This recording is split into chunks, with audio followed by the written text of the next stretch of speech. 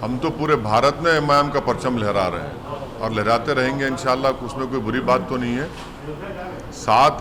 7 तारीख को फैज़ाबाद जा रहे हैं, रुदौली में, समझे ना।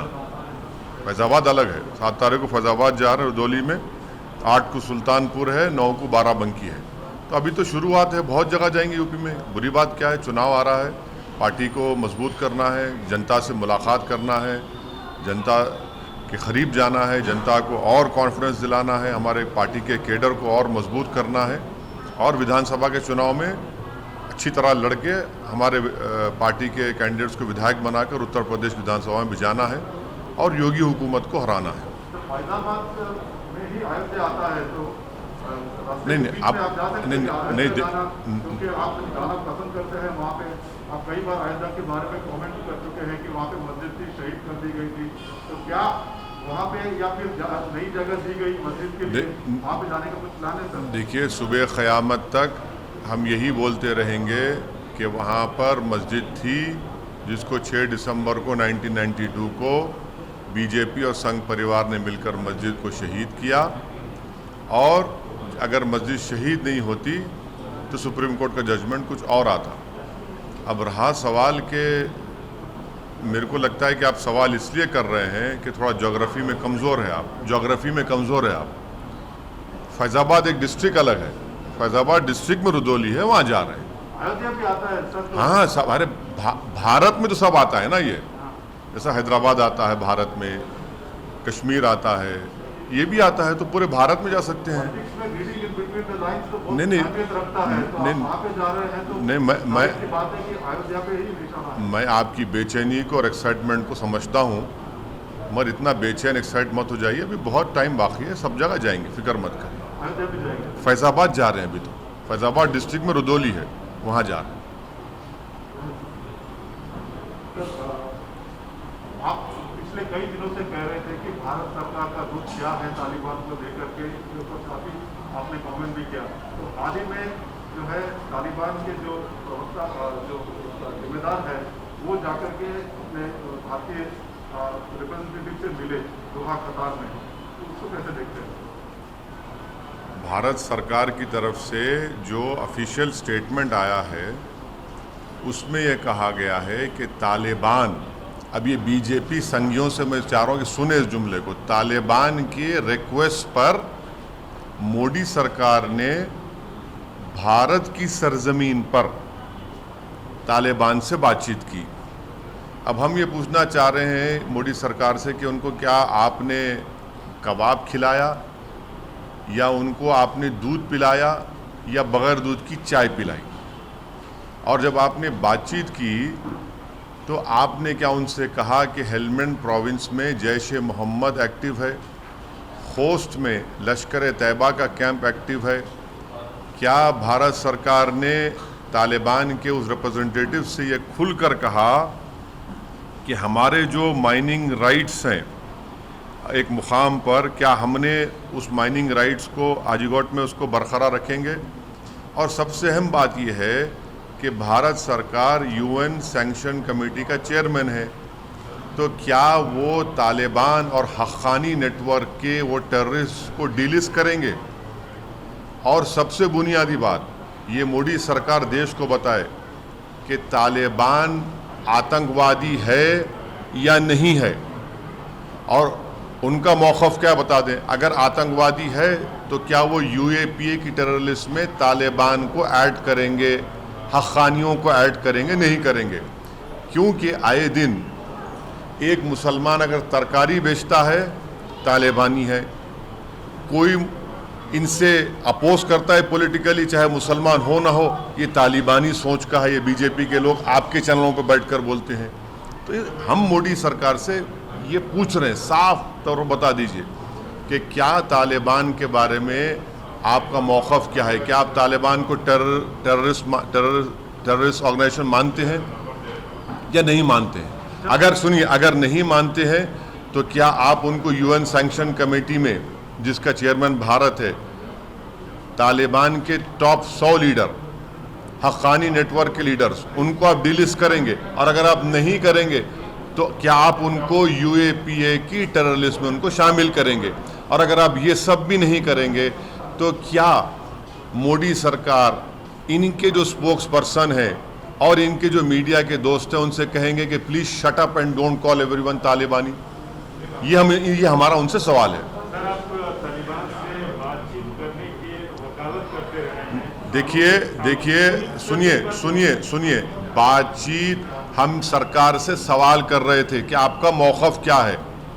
आज भी हमारा उनसे यही क्वेश्चन है जो हम कह रहे हैं, क्या भारत सरकार, मोदी सरकार जो सत्ता में है, तालिबान के बारे में आपका पोजीशन क्या है? आप उनको टेररिस्ट ऑर्गेनाइजेशन मानते नहीं मानते? और अगर मानते हैं तो क्या यूएपीए की टेररिस्ट में शामिल करेंगे? और अगर मानते हैं टेररिस्ट हैं तो फिर आप माने भारत सरकार जो यूनाइटेड नेशन सैंक्शन कमेटी का चेयरमैन है उनको डीलिस्ट करेगा या वैसा ही रखेगा? ये हमारा सवाल उनसे, उनको जवाब देना पड़ेगा। और अगर ये सब नहीं भी करते हैं तो फिर इनके जो लोग बैठते हैं जैक इन द बॉक्स जो है वो हर एक को तालिबानी तालिबानी तालिबानी, यानी ये क्या है फिर? ये इसको रुकाइए। ठीक है सर, आप सालों से बातचीत के हिमायती रहे हैं, वकालत करते हैं। आपने पार्लियामेंट हमने में बोला कि बातचीत करना पड़ेगा। सुनिए, हम अब बातचीत हो रहा है तो आप उस पे भी मीन ब्रेक निकाल रहे हैं। सुनिए, हमने क्या कहा था कि क्या आप इनसे डायलॉग करेंगे, ये आएंगे? आपने मजाक उड़ाया मेरा। 2013 में मनमोहन सिंह की सरकार थी, बीजेपी अपोजिशन में थी, बहुत गालियां दी। फिर मोदी की सरकार बनी, 15 में मैंने 2 मरतबा, 16 में उठाया। आपका पोजीशन क्या है बताइए? आपने CAA का गलत अनकॉन्स्टिट्यूशनल कानून बना दिया। उस वक्त भी मैंने कहा था कि इसमें आप मुसलमानों को ये रिलीजन के ऊपर बनाकर, एक तो अनकॉन्स्टिट्यूशनल है, दूसरा स्ट्रेटेजिकली भारत के लिए ठीक नहीं है। क्यों नहीं है ठीक? पूछा गया हमसे, हमने कहा ये जो उज़्बेक है, ताजिक है, हज़ाराज हैं, तुर्कमान हैं, इनका क्या करेंगे आप? आज ये सब चीज़ें जो हो रही हैं आप देखते नहीं है ना। ये सरकार सोचती नहीं है इन चीज़ों को। इनको सिर्फ एक ही लगता है, एक ही फोकस होना चाहिए, कैसे देश को हिंदुत्व में तब्दील कर दिया जाए। डोमेस्टिक पॉलिटिक्स को फॉरेन पॉलिसी बना देते हैं लोग। यही इनकी सबसे बड़ी कमजोरी और नाकामी रही है। कह का वेलकम करेंगे?